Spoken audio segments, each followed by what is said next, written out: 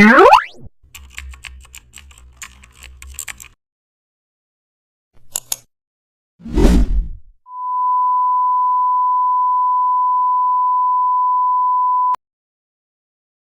back to the channel. Don't forget to like, share and subscribe for more updates.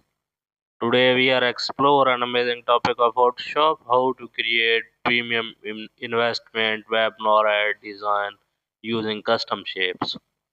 First we create a dark luxury background. Now we add circular or custom shapes. Then we overlap them for depth. After that we clip speaker image. Now we add gold tone gradient. Then we place trim and date inside shape. Next we design CTA button shape. Now we add subtle glow. After that we align everything centrally. Finally we export for paid traffic. Thank